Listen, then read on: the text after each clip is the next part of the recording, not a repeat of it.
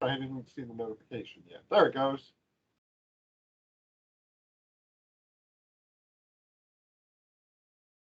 Hi, folks. Welcome to the April Northwest C++ Users Group. Tonight we've got Walter Bright talking about adding modules to C and 10 lines of code.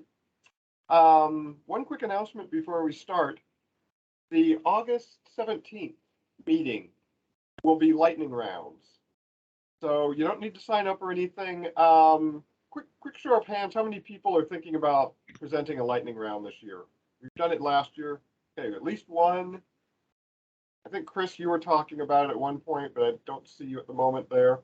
So we'll have a couple, and hopefully by then we'll have some more. But for those of you who haven't done this yet, the lightning rounds are, 5 to 10 minute presentation, little mini topic on whatever you would like. So that will be the August 17th meeting. I am still looking for a speaker for the July meeting. I might have one. And if I don't get a speaker, we'll have a lively debate or topic on something. Okay.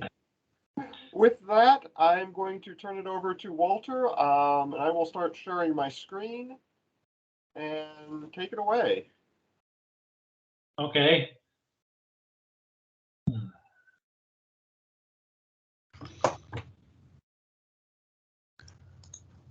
All right, well, let's see now. Can I get this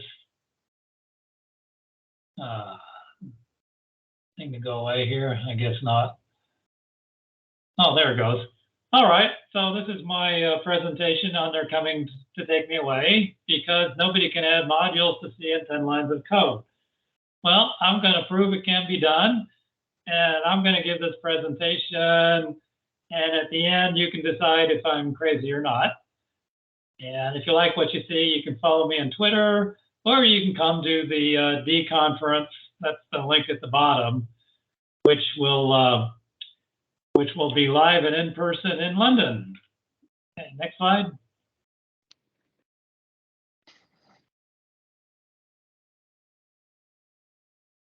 All right. How many of you are here to watch me crash and burn? Who doesn't believe me?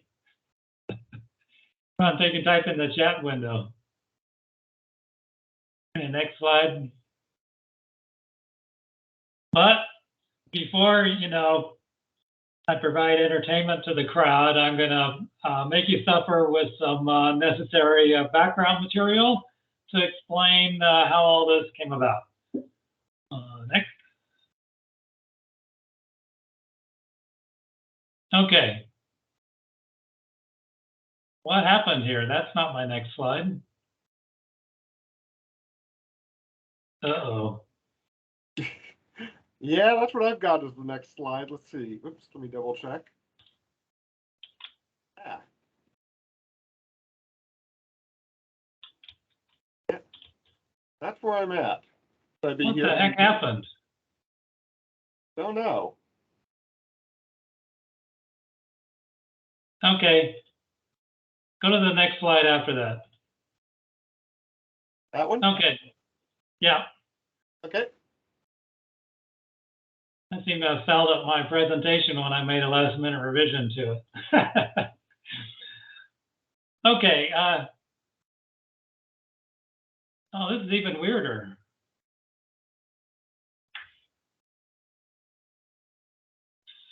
Can you go back one slide? There we go. D is designed to be easy to interface to C, which is have the interfaces zero cost, compatible types, familiar syntax, compatible semantics, and the big difference is to leverage existing C code. Next slide.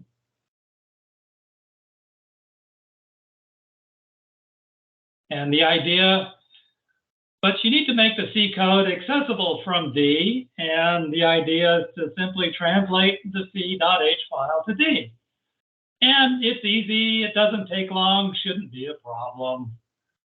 And famous last words. So it turns out to be a very large problem in practice.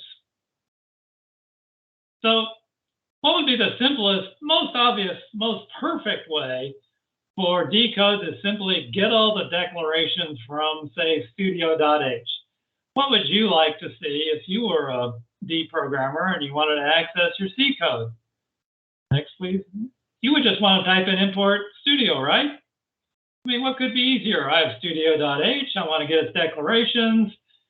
I just want to import the studio file. Next slide.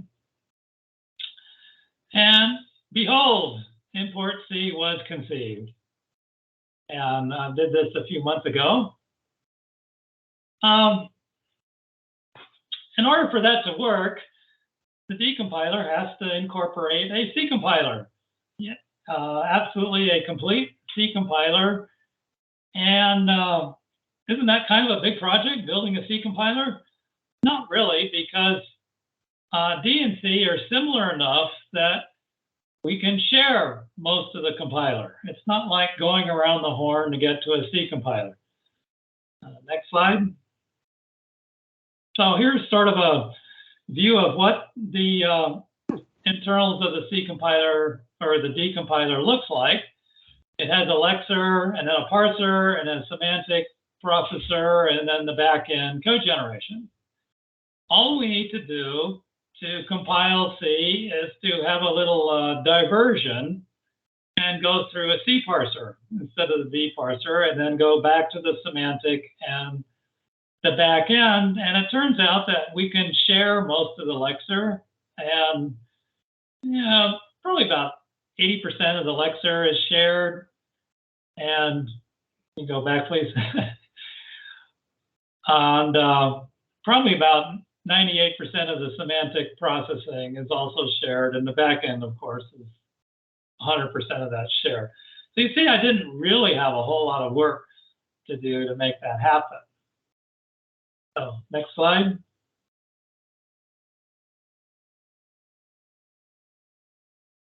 And so, as a D programmer, you could mix and match D files directly, no need for translation. You could import a D file or import a C file, and you could continue on. And if you imported a C file, the D code could then access all of the declarations in your C file. But that led to next slide, please. So on to Walter's fault. So presume I have all this working, which I did. I'm going on. And we come to, next slide, please. We come to the foundational idea, which is what is the root data structure of a compiled piece of C code? Anybody have any ideas you want to type in the chat window?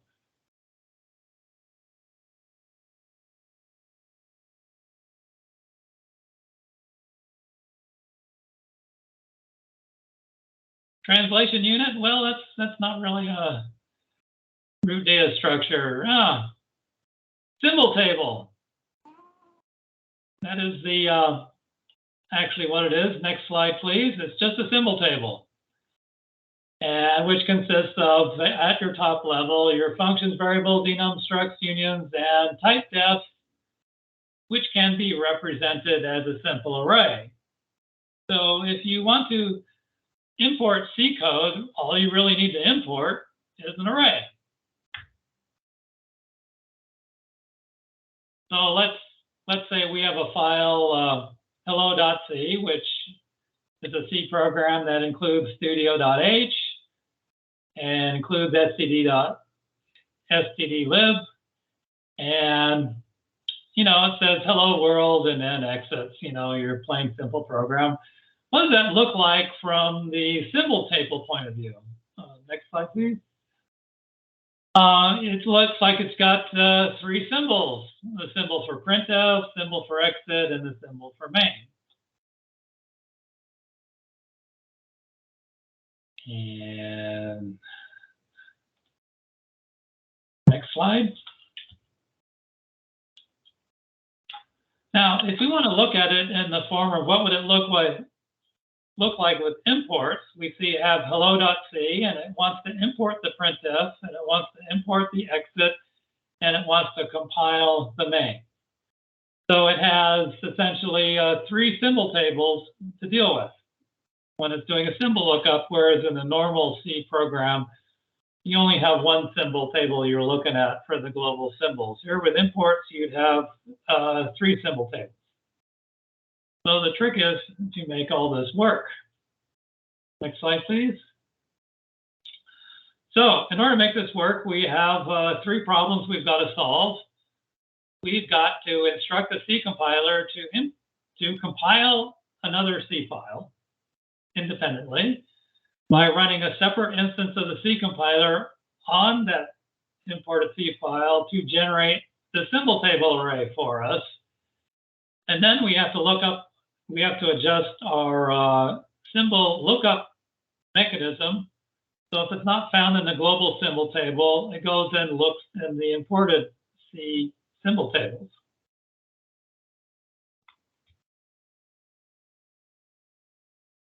I want you to recall again how the compiler is organized here.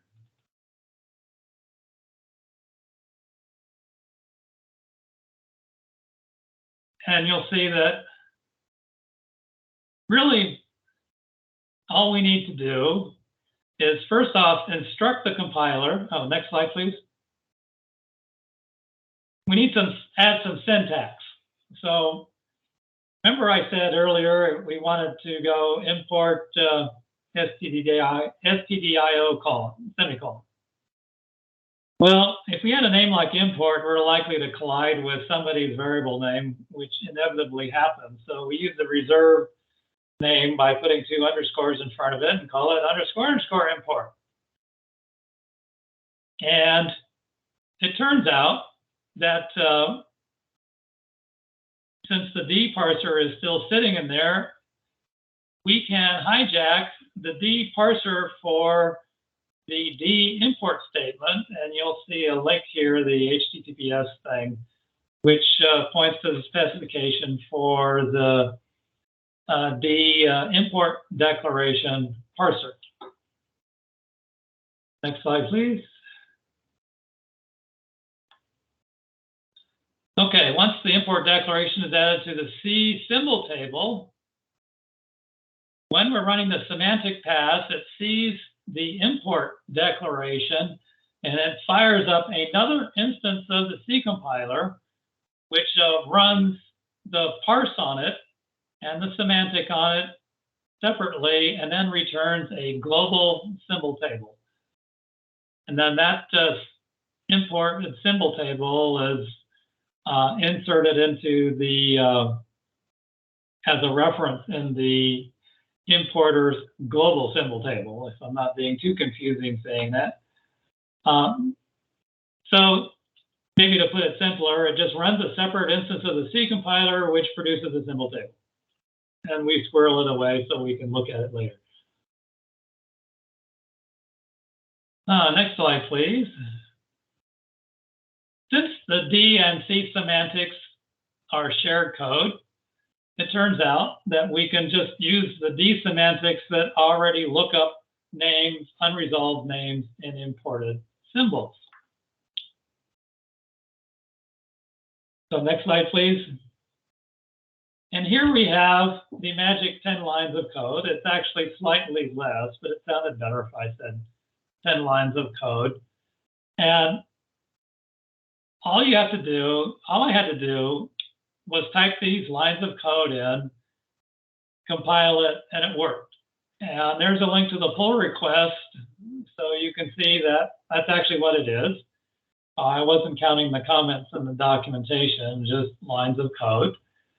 And all it's doing is looking at the token. If it's an import token, I call these parse import, and which returns an array. And if the array is of non-zero length, I append it to the existing list of symbol tables. And that's it. And the interesting thing was, I tried this and I literally couldn't believe it worked. It was so simple. I just typed this in, it worked. Suddenly, I could import files from C. So, what about the good stuff? I presume you're all C programmers and know how that works. And when you're hash including header files, you do things like use barriers or hash fragment once to not have to repeatedly parse the same header file over and over again. With this scheme with imports, you can even have circular imports, and it's not going to go into an infinite loop. It's just going to go, oh, I've already imported that. I don't need to import it again. I just need to share the symbol table. One neat thing about it is the semantics of a module become independent of the module it imports. It's hygienic. The macros in the imported file are not imported into the importer. So you can have whatever macros you want in the imported file, and it won't affect anything in the importer. Static symbols in the imported modules are also not visible to the importer, as you would like. This is not true for hash include. This is not done with a separate file with a module symbol table, so there's no need for disk files to store the symbol tables, keep track of the symbol tables, keep track of their dependencies. And the nice thing is you don't have to import .h, you don't have to write C.h files anymore. You can just import the C source file, and it will pull out your global declarations in that and make them available to you. The whole mess with .h files, you can just toss aside. Next slide, please. Of course, not everything is perfect because, it's C and there's nothing about C that's perfect. Some things are not so good. If you're relying on preprocessor macros to do magical things for you and metaprogramming, this isn't going to work because the preprocessor macros are not imported. Which means that if you're doing macro metaprogramming in C using the preprocessor, well, you're out of luck, and too bad, so sad. You shouldn't be doing metaprogramming with preprocessor macros anyway, in my not so humble opinion. My opinion is that if you're doing metaprogramming with a C preprocessor, you're ready to move to a more powerful language. But in fact, most C header files are declaring macros only for use by the, it turns out people do use macros for what are called manifest constants, things like string literals and stuff like that, and those won't work with this, which is for string macros, you can use things like const declarations to substitute those instead. Also, if you start using imports a lot in C, you'll wind up pressuring the C language community to properly provide substitutes for some of the preprocessor features. Next slide. Okay, what if you got name collisions? Like in A.H, you declared a variable named f, and then the B.H, you declared a function named f, and you imported both, and now what happens? In defense, I would say, well, that wouldn't work if you hash included them either. So, we can be better, but we're not going to be worse, at least, than hash include. But with the D's import syntax, if we add a colon and then a symbol name after the import, it will import only that symbol, and it will override the symbol in any other import. So we can resolve the collision using this syntax. And here b.f overrides the int f with this. Okay, so next slide, please.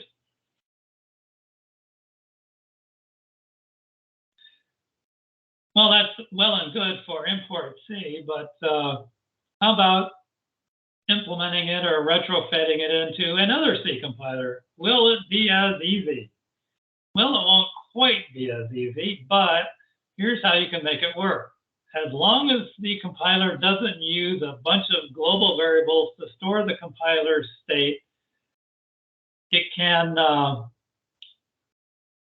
you can use it to run another instance of itself. My C compiler that I wrote in the 1980s, the Digital Mars C compiler, is all global variables. It's still doable, but the first thing that would have to be done with it is it'd have to be changed to eliminate all the global state in it, which would be a fair chunk of work. So if your compiler is old-fashioned code like mine is, it's not going to work very easily. If it's a new style code where the parser was just an instance of a class, it's very easy to make it work, as you saw with the few lines of code I wrote. So next slide, please. Now, this is kind of the big question, which sort of leads you to believe that, of course, this can't possibly work. Because if it worked, somebody in the last 40 years would have done it. Doesn't that seem like a reasonable question? Including me. Why did I do it for the last 40 years? This thing was staring me in the face, and it simply never occurred to me. I just can't explain it. C++ has been trying to invent modules for 20 years. They finally succeeded. I don't know why it took them 20 years. I don't know what was going on with that. I don't understand it. But that is, I think, a very good question to ask of the C++ folks, that if I can do it in 10 lines of code, why does it take them 20 years to do it? So next slide, please.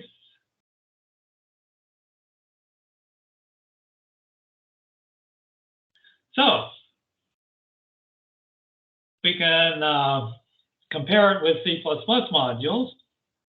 And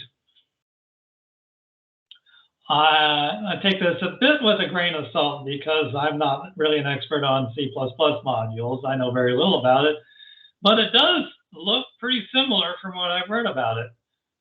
One significant difference is in my implementation, the file name is derived from the import name, which makes lookup straightforward. And I believe this is not the case with C++ modules. I don't understand why not. It makes it significantly more complicated to have them differ. Next slide, please. But I think the idea can work. Although I'd avoid having things like C++'s BMI, which is their binary module interface.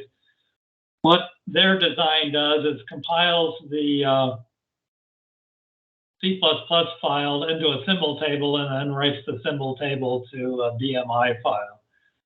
So there's all these complications around maintaining, defining a file format and maintaining the file and stuff like that. And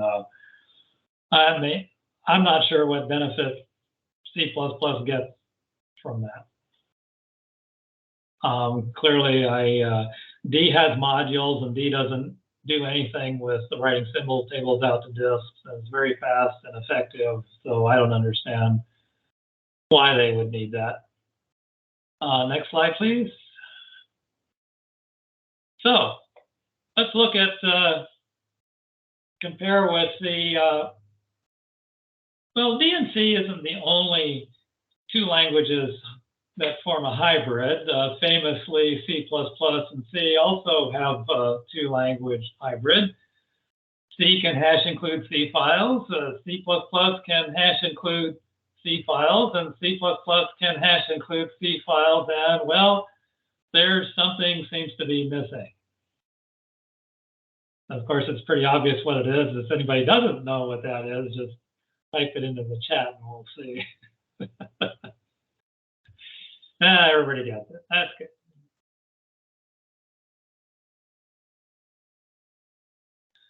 Okay, so next slide, please. So let's look at the equivalent thing, and with imports, D can import D files, D can import C files, C can import C files, and again we have it's that obvious hole again. What are we going to do about that? Next slide, please. And it turns out, and this is one of those things that I kind of thought this can't work, and I tried it, and it worked. You can take an import C file and import a D file, and it actually works. It pulls in it compiles the code as a D source code and presents a symbol table to the C file. And what can you do with that? Next slide, please. Well, you can add function overloading to C. So in your math.d file, you can have two different versions of the square function, one for ints and one for doubles. And in your C program, you import math, and you can call each of the overloads depending on your argument types. No extra coding required.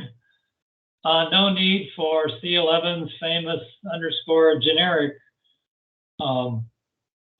statement, which will do a primitive form of function overloading. So you don't need that if you just import it from D. So next slide, please. Well, it turns out you can even do templates. Isn't that amazing? Imagine that, templates for C. So you really don't need the C preprocessor for metaprogramming anymore. You can write a little D file with your metaprogramming stuff and then just import it. So although we can't specify parameters for or we can't specify template arguments because the C language doesn't have the syntax for it, what we can do is take advantage of D's ability to infer the template parameters, and we do that here just by calling square with an int type or square with a double type, and the template code will automatically figure it out and produce two instantiations, and you can call them, and it works. Isn't that amazing? Apparently, people in the D News group have also figured out how to do member functions with, bring D member functions and call them from C, and even constructors and things like that. So this is since it shares the D semantic routines, I didn't go through and break all the D stuff. It's all sitting there. If you can figure out how to use it, it'll work. As long as it is still C syntax. So, next slide, please. That being C, of course, there's some rough edges. There's no scheme for public-private members. For example, you can't specify a type def in a C file as being private or static. It's just going to be there. So all your type defs are always going to be visible. One of the most significant problems I've had is D is designed to be parsed first as a separate from the symbol table or the semantic processing. And so there's an order dependency in there, particularly with type defs and parsing type defs cause parsing difficulties. One of the difficulties is like a cast expression or a unary expression the difference cannot be determined just by doing a parse. You need to know if a symbol is a type def or not a type def. So you wind up with some parsing difficulties if you're relying on type defs being imported from a C file. I have some ideas for extensions to C to make that work, but it's going to wind up being extensions to C, so it's not perfect. Another thing we've been thinking of doing is taking a look at the C preprocessor and detecting the macros that are there for manifest constants and make those manifest constants available to the importer. A lot of these problems stem from C is a very old language, and it's sort of like putting a V8 in a Volkswagen Bug. It'll work. People have done it, but if you step on the gas too much, you'll tear the VW Bug apart. So it's best if you try to re-engineer the VW to be able to handle it. So next slide, please. So you get to decide, did I deliver the goods? Am I lying? Am I exaggerating? Is it not true that you can add imports to C in 10 lines of code? You get to decide. Are you going to pressure your favorite C compiler vendor? You know, if Walter can do it in 10 lines, why can't we have imports in C? And of course, is hash include really most sincerely dead? In my opinion, hash include belongs on the ash heap of history. Even for old-fashioned C, and even if you stick with C, hash include is really it's really a tired old scheme, and it really shows its age. And if we can have imports in C with a few simple changes to the compiler, why not move into the future? It doesn't take away from what C is or how great C is. Next slide, please.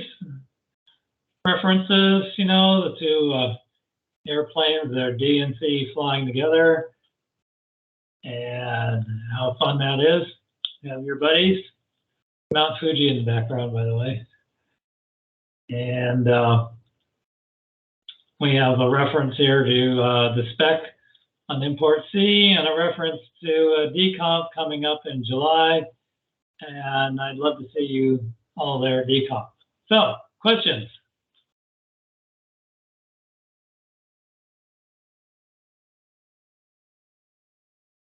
So folks, go ahead and open your mic and speak up for questions.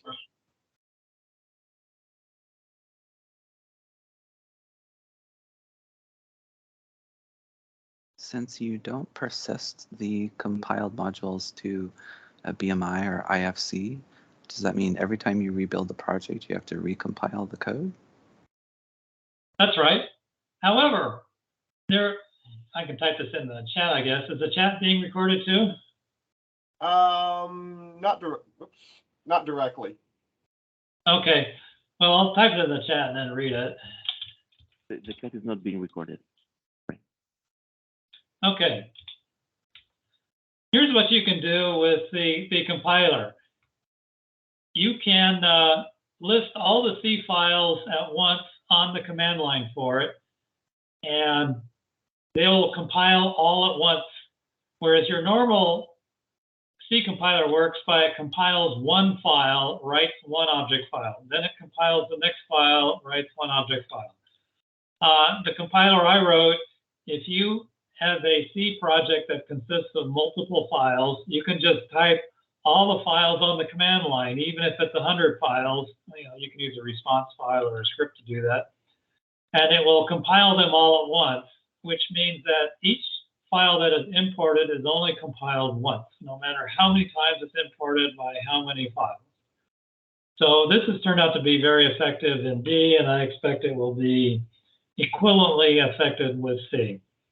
If the compiler is capable of running multiple instances of itself, it's capable of also doing this, where you list all the files at once on the command line and just compile them all together at once. There's no reason to, you can still do separate compilation if you want, but you know, separate compilation is an old-fashioned way of doing it and is not really necessary anymore. So yes, that is a great question. So is it smart enough not to recompile based on the dates or something? Like if I had 100 files on my DMD command line, and then I changed one of them, and then I wanted to recompile, and it was sort of the root node, is it still going to recompile 100 files? If it's all in one command line, yes, it does not look at the dates. Yeah. That's the trade-off. But it turns out it's actually so fast that compiling it doesn't really matter. Yeah. But yeah, you can still do separate compilation, or you can even break it up in the batches, like 10 files for this compilation, and have it, and it will generate a merged object file for all 10 of those files. So you can do a hybrid approach where if you've got 100 files in your program, you can compile them in batches of 10 and wind up with 10 object files, and then link those 10 object files together. So if your project breaks up nicely into separate subprojects, you can do each subproject as a separate compilation step. So I actually kind of use the same technique in C++ by just including all of my code into one file that I compile. Yeah, that would have the same effect. You're right. Unity build. I missed that last question. Oh, I was just responding to Mike. It's called a Unity build. Okay. Unity build. Okay, that's a good word for it. Yeah, I never heard of that, but it's something I've been doing for the last 20 years or something. So. Yeah. No, why didn't you think of modules for C?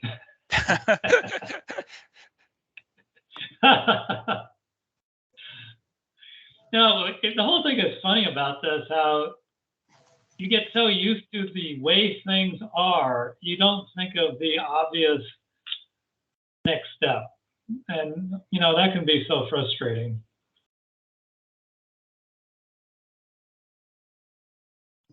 And I guess, go ahead. So it looks like now you have one compiler that can compile both C files and D files in any sort of mix. Could you write a whole program of C files with the DMD compiler? Yep. You can build with the DMD decompiler. You can just type in DMD hello.c and it'll compile it and produce an executable that'll run. I mean, once you're compiling the H files, you might as well finish the job, which is very little extra work, and you have a C compiler that works. Which is, you know, not something I ever really intended to do, but I wound up with it. And how come nobody's asked me why I don't do that for C++? I was going to ask that actually, but it seems a lot harder, I guess. Well, that's because, you know, writing a C parser, you know, it takes a couple of weeks, but writing a C++ compiler is a years-long project. Yeah. There's no fundamental reason why it won't work. But it would be cool to have that work too. And several times I keep toying with the idea of adding a C with classes feature, which is, you know, the early subset of C++, basic, you know, with classes and member functions. But what kind of stops me from doing that is that's not modern C++, and people don't write C++ code that way anymore. So it seems kind of pointless to do that. Even the simplest C++ code makes heavy use of templates, from what I've seen.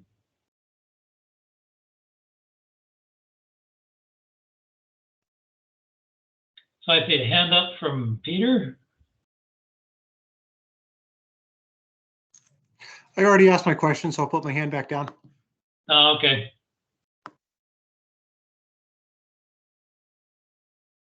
Okay, do we have anybody else? Any other questions? Come on, you guys, rip me to shreds. What a Now, I have a question for Lloyd. Can we get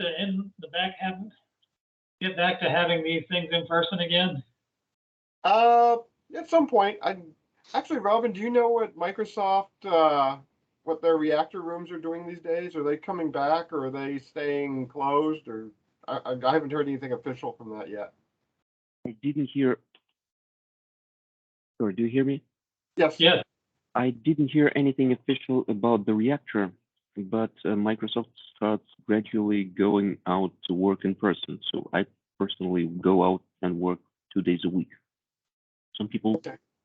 might want to work more than half of the days a week. So soon it is expected, but so far I didn't hear anything official. Yeah.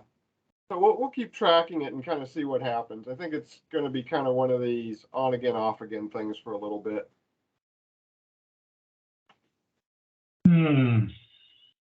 One other question. Yes. What's a reasonable substitute for the assert macro? Because it's like one of the last lingering things that you really still need includes for.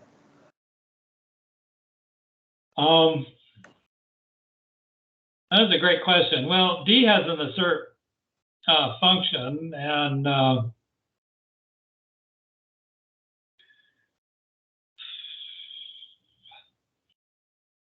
don't have a good answer for that other than I know it's doable. I'll just have to think about it. Well, it's great to have such a proof of concept. Maybe it should prompt the C community to adopt modules too. Yeah, it's too bad that hash assert or hash include is used to, and the assert is a macro in it. I have written my own assert function and I use that in my own code, but the assert function doesn't automatically insert the file and line in it, so it's kind of inadequate. But yeah, on x86, yeah, it could be done. On x86, you could make the assert function just be an asm int3, which throws a processor exception, which will then throw you into a debugger. Yeah, but people like the message with you know, the line and the file on it. At least I do. But yeah, it's like my solution to the CAS problem with type defs I alluded to earlier. It's possible I may just simply could create an underscore assert, which then will kind of completely bypass the C assert mechanism with its own assert mechanism, and then that'll work.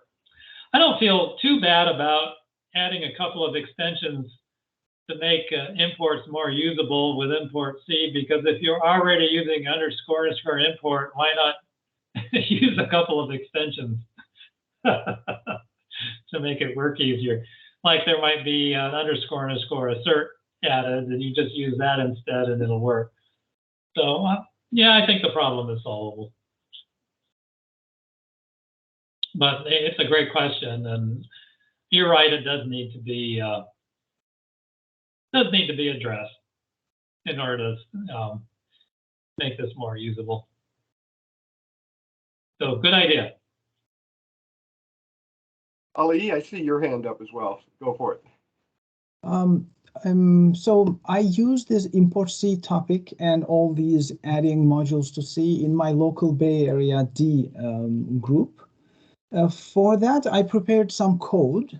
If anybody is interested, I may be one of the lightning speakers for the next session to show hands-on examples. I can do that. Please let me know.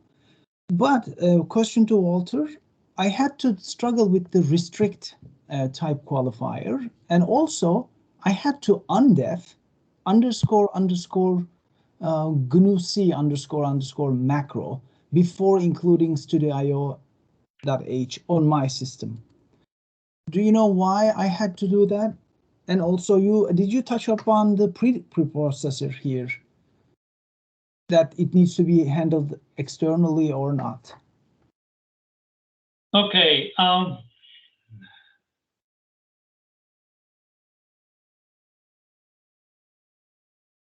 Okay, I tried the hello.c with hash include studio.h, and it works on my Linux system, and I don't need to undefine anything. So I'm not sure how that differs from your system. The next thing is, yeah, I did touch on the preprocessor stuff.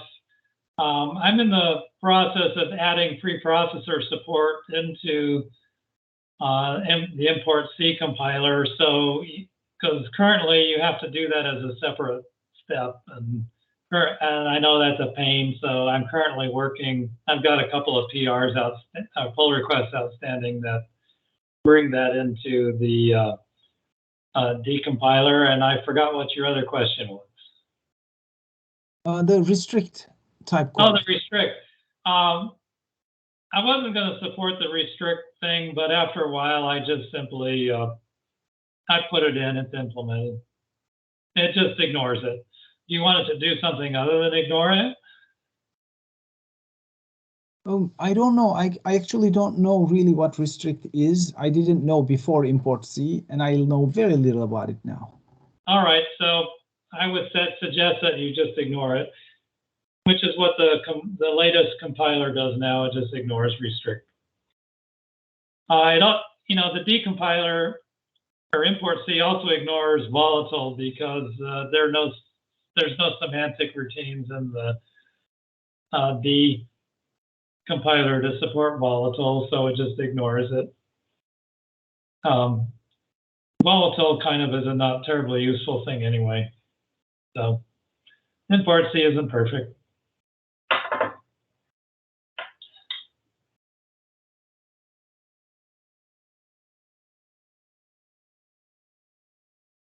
Okay, anybody else? And by the way, Ali, it'd be great if you show up for the lightning talks. Yeah, that'd be fun. I know if anybody else knows of a speaker, I'm always looking for speakers too. So how's that for a shameless plug? It's pretty shameless, Lloyd.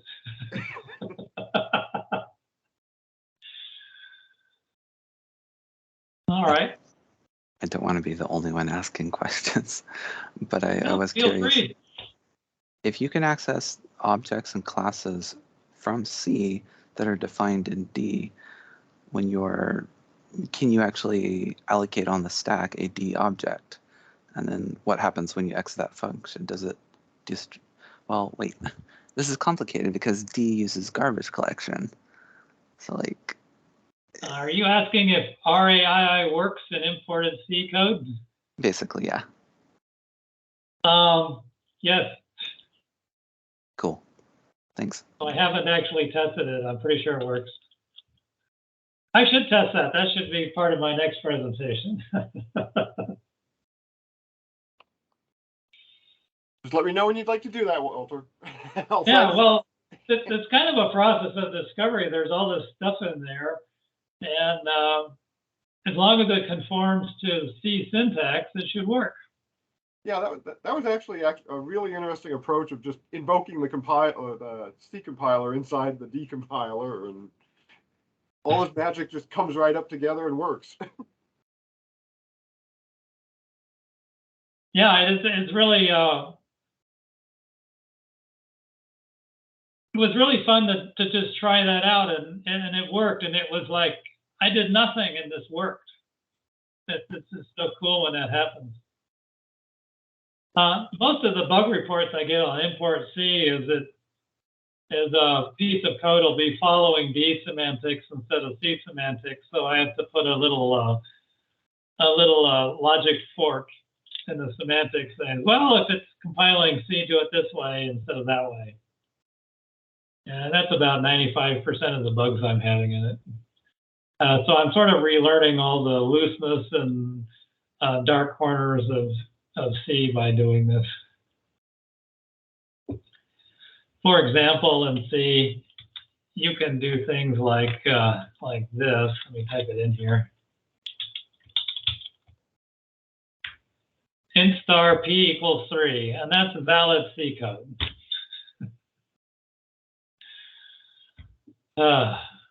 So I have to, stop the error message from happening if you're compiling with import C.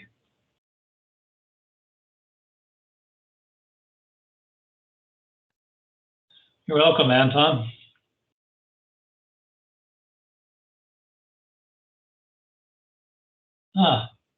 Well, Okay. thanks everyone for showing up, and nice not to. You didn't throw any virtual Rotten Tomatoes at me. Yep. Well, Lloyd, that's a feature the team should have. Yeah. Hey, Robin, if you're still on, go ahead and stop the recording at this point. I think we're in good shape. Thanks. And yeah, thanks for presenting, Walter. This was excellent. Sure. Actually, good food for thought, even. Yeah, I'll send you updated slides with that error in it fixed. Okay.